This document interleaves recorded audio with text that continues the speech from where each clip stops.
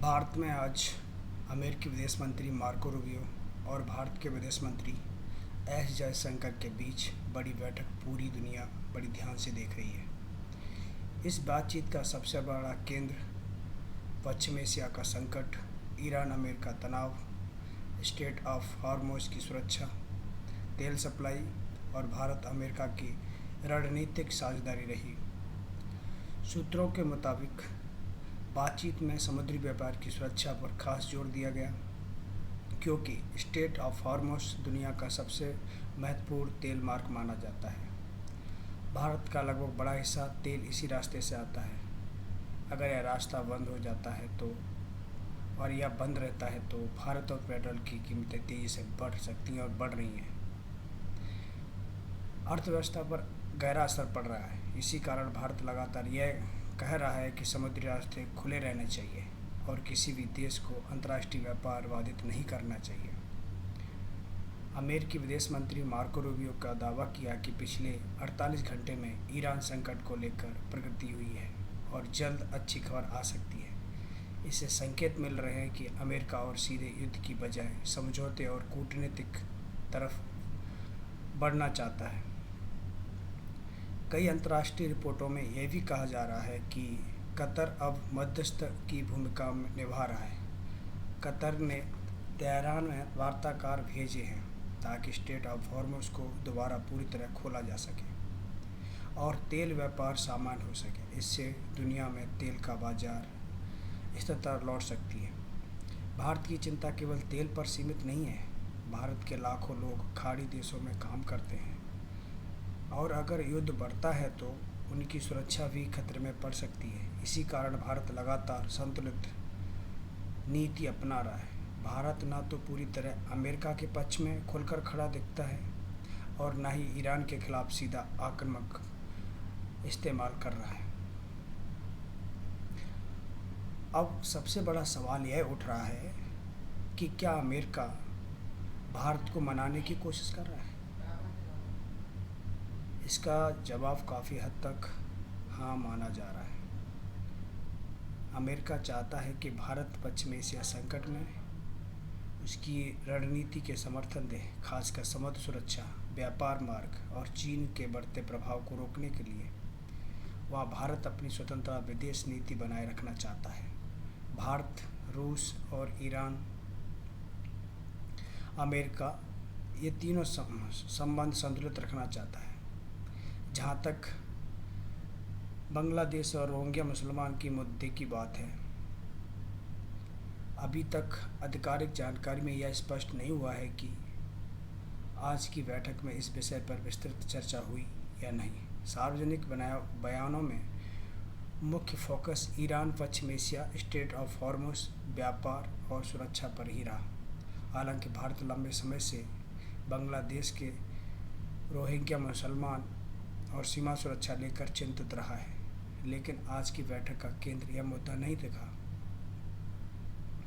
Iran और America के बीच युद्ध रुकने की संभावना अब पहले से ज़्यादा दिखाई दे रही है। कई देशों की मध्यस्थता, तेल संकट का दबाव और वैश्विक बाजार में अस्थिरता और बढ़ती सैन्य ताकत ने दोनों पक्षों को बातचीत की तरफ धकेला है। अमेरिका भी नहीं चाहता कि तेल की कीमतें बहुत ज़्यादा बढ़ें, क्योंकि इसके वैश्विक महंगाई बढ़ सकती है। स्टेट ऑफ हॉर्मुज़ को लेकर सकारात्मक संकेत मिल रहे हैं। ईरान की तरफ से कहा गया है कि रास्ता खुला रहेगा। हालांकि उसने दुश्मन देशों को लेकर चेतावनी दी है। भारत लगातार सुरक्षित और बिना रुकावट समुद्री व्यापार की मांग कर रहा है।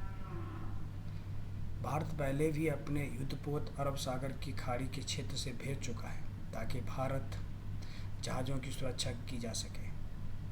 भारत ने ऑपरेशन ऊर्जा सुरक्षा जैसी रणनीतिक शुरू की थी ताकि तेल सप्लाई बाधित न हो। पूरी दुनिया की नज़र अब इस बात पर है कि आने वाले कुछ दिनों में अमेरिका, ईरान, कतर और खाड़ी देशों के बीच क्या अंतिम समझौता होता है। अगर बातचीत सफल रही तो तेल की कीमतों में राहत मिल सकती है, शेयर बाजार स्थित हो सकते हैं और भारत जैसी बड़ी अर्थव्यवस्था को फ़ायदा मिलेगा, क्योंकि अगर वार्ता विफल हुई तो विपक्ष पश्चिम एशिया में फिर तनाव बढ़ सकता है और उसका असर सीधे भारत की अर्थव्यवस्था पर पड़ेगा। भारत और अमेरिका की हुई इस मुलाकात को लेकर एक सामान्य कूटनीतिक बैठक नहीं माना जा रहा, बल्कि इसे आने वाले महीनों की वैश्विक रणनीति का संकेत माना जा रहा है। दुनिया इस समय 3 बड़े संकटों से गुजर रही है: ईरान अमेरिका तनाव, रूस यूक्रेन युद्ध, चीन का बढ़ता प्रभाव। इस तीनों मुद्दों के बीच भारत की भूमिका लगातार मजबूत होती जा रही है। इसी कारण अमेरिका अब भारत को लेकर एशिया का सहयोगी नहीं बल्कि स्ट्रेटेजिक बैलेंसिंग पावर के रूप में देख रहा है।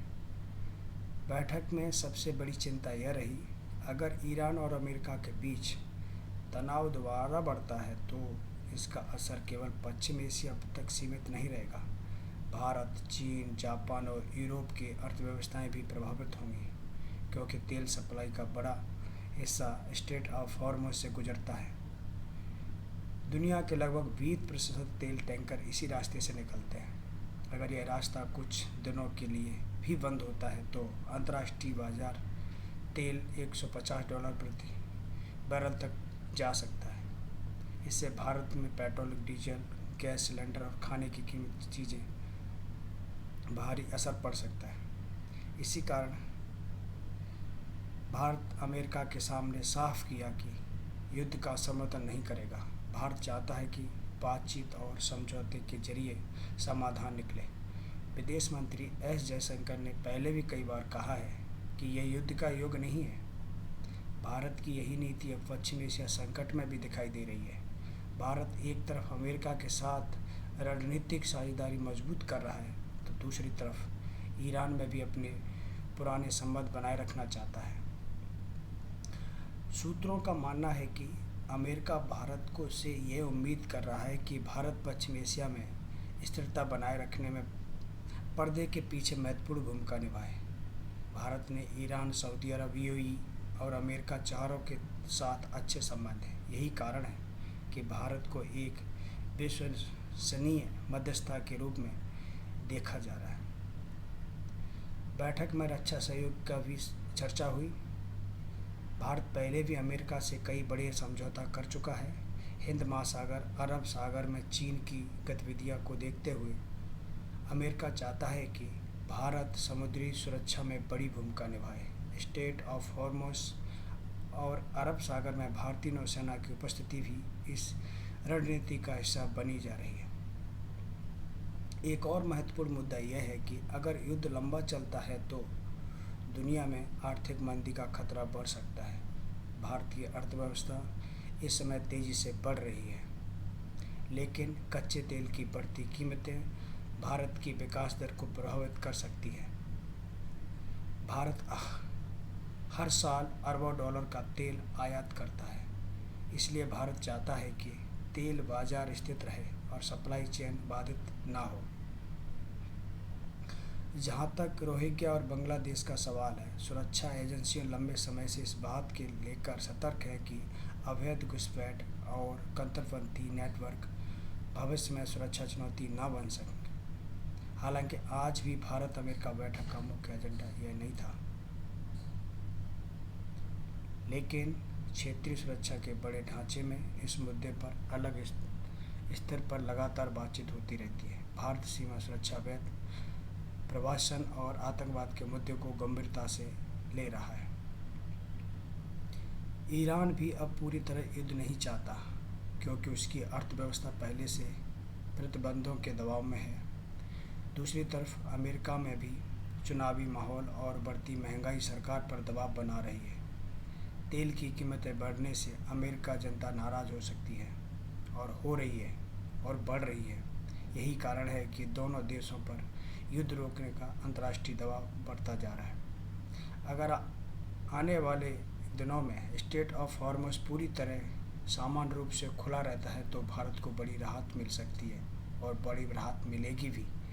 इससे रुपया स्थिर हो सकता है, शेयर बाज़ार में सुधार आ सकता है और आज देखने को मिला भी है।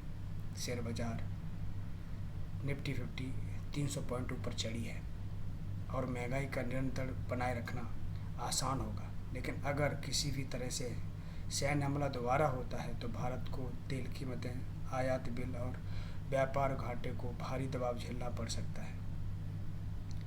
अब पूरी दुनिया की नज़र अमेरिका, ईरान, कतर और भारत की अगली रणनीति पर टिकी हुई है। भारत इस पूरे संकट में एक सुरक्षित शक्ति के रूप में उभर रहा है, जो युद्ध नहीं बल्कि स्थिरता और व्यापार सुरक्षा की बात कर रहा है।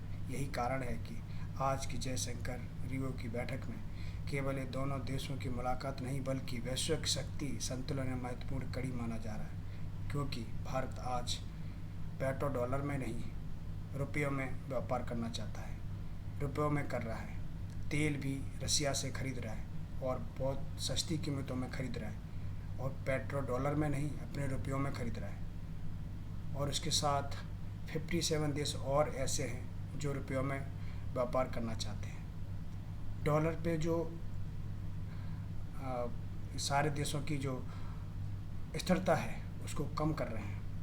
यही कारण है कि आज मार्को रूबियो भारत में भागे भागे आए, क्योंकि डॉलर से अगर सबका ध्यान हट जाएगा, सबका व्यवसाय हट जाएगा, तो जो ये बीच में परसेंटेज डॉलर को रुपए में कन्वर्ट करके कमाते हैं वो कम हो जाएगा। यही कारण है कि भारत को मनाने की कोशिश कर रहा है अमेरिका, लेकिन भारत अब बहुत आगे निकल चुका है, इनकी सुनने वाला नहीं। अभी देखते हैं अब आगे क्या रणनीति निकलती है। Thank you. जय हिंद। चैनल को सब्सक्राइब करें और शेयर करें। Thank you.